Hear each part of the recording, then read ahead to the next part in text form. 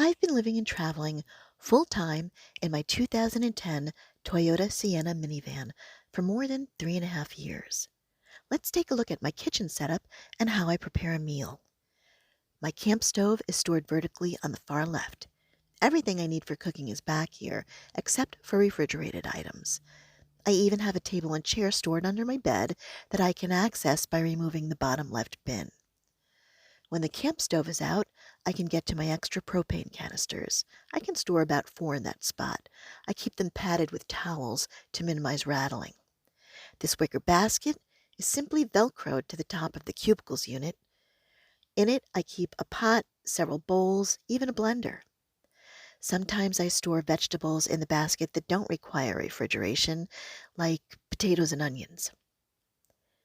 Everything's been repurposed from my former home. I sold all my other belongings. It's pretty basic.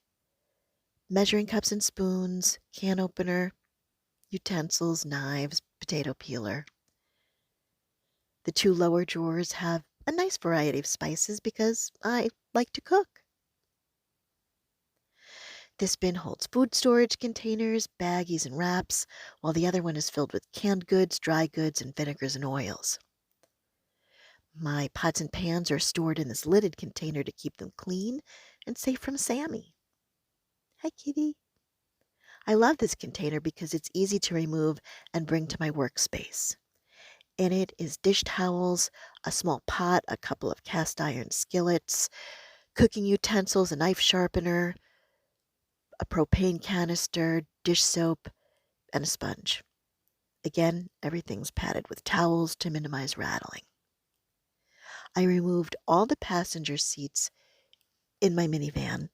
The Dometic cooler, it's a 35-liter cooler, sits in the front. Next to it is a 2.5-gallon jug of water. That remains there when I'm driving, but when I'm camping, it sits on this shelf for bathing and brushing my teeth.